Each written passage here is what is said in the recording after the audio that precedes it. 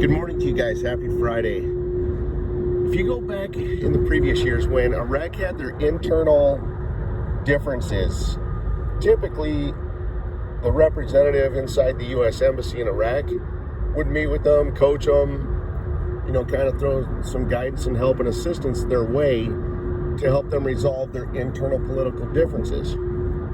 Now, just go back to just December of last year, okay? We didn't see any articles stating that anyone from the U.S. had met with Iraq, other than the fact that at the beginning of December, after Mahdi resigned at the beginning of December, just roughly a week later, Barham Saleh flew to Washington to meet with Trump. And then approximately after all of that, 24 days later, they passed and approved their first law, amended the election law, but then around that, they put out a gazillion articles saying, oh yeah, a caretaker government cannot approve the budget. Guys, that's a complete lie. That is a huge lie. The budget is just a regular law and requires just the regular approval process, okay? So there's no reason, the fact that they've amended two laws, they amended the election law around December 24th, and then a few weeks back, they amended the financial management law. The budget's no different. Okay, what that tells us, guys, is the fact that you haven't seen any U.S. representatives meeting with Iraq officials. Okay, they don't have all these political internal challenges and differences, guys. It's very simply, they're misleading and lying to us. They have to. Guys, we're too close to the finish line now at this point, or nearing too close to the finish line, okay? Remember, this is a classified event. And that's why they have to mislead us and make Iraq look more unstable than it really is, okay? So, in my opinion, I firmly believe that the formation of the government's complete, okay? And there is not one reason why the caretaker government, or I should say parliament, cannot start the budget approval process because they've already amended two other laws, okay? But yet, just a few days ago, I showed you an article where they flat told you the budget is getting kicked into April, or will not be started until April. Okay? And what that's telling you guys is that the budget and everything in Iraq right now is waiting on the rate change. That has to happen first. Then everything else, including the budget, can start. Now, here's what I wanted to talk to you guys about. Wanted to talk to you guys about the sanctions and the fiscal year. Okay? I've already shown you guys factually that in the 1970s, now this, guys, sometimes trying to gather this level of factual proof is very challenging, okay? So we're gonna just have to call this part my opinion. I've actually looked around for facts on this. It's very hard to find, okay? But anyway, so this part's gonna be my opinion, but you'll see after I share with you, it's gonna make sense. Okay, so back in the 1970s, I showed you facts that Iraq's fiscal year was April through March, identical to Kuwait's. Okay? Well, the next part, which is my opinion, I also believe that Iraq's fiscal year, even through the 1980s, was also April through March. Now, but yet today their fiscal year is January through December. Why or when would that have changed?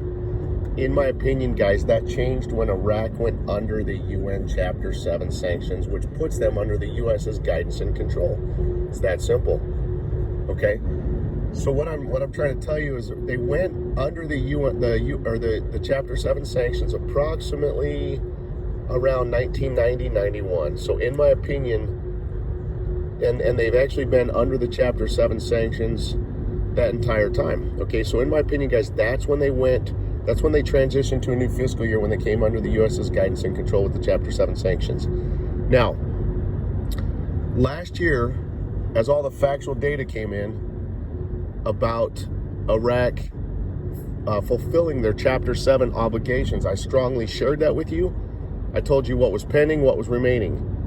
After they performed all their steps through last year to get out of the Chapter 7 sanctions, I told you the very last step was they just owed money to Kuwait, which were the damages and the reparations from what Saddam did to Kuwait, okay?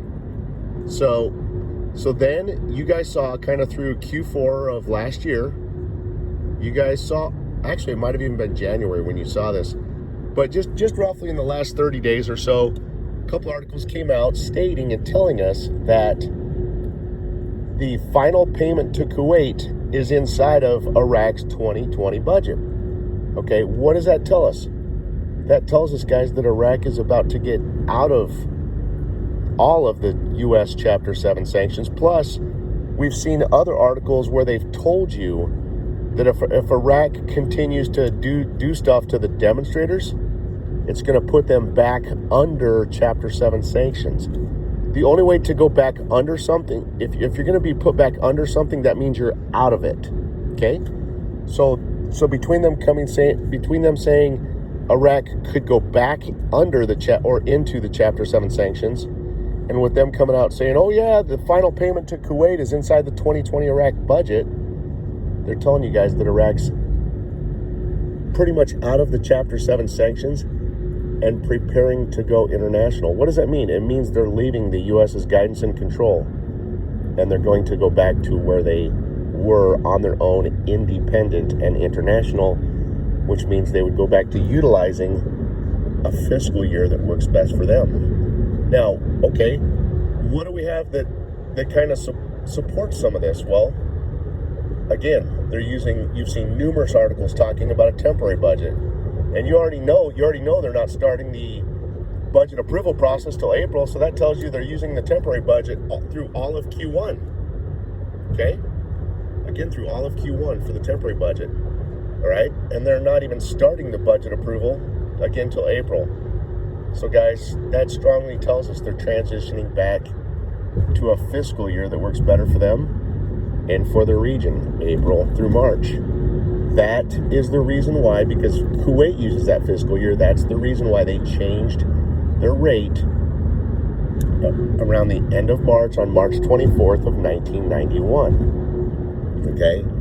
And as you guys see, Iraq is walking back in Kuwait's footsteps right now. Okay? Guys, that's what I wanted to share with you. I didn't know if any of you guys had taken any of that into consideration.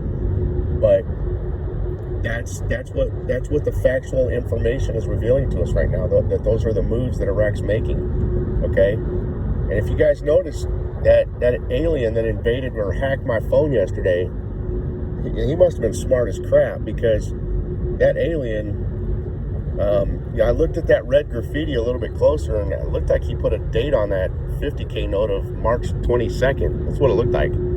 So it looks like even that alien was smart enough to know that Iraq's transitioning to a new fiscal year. It looks like that alien was probably smarter than half of all the other internet gurus out there, because all these other gurus keep coming out telling you January, and yet this alien comes out telling you March 22nd. He was as smart as crap. So anyway, guys,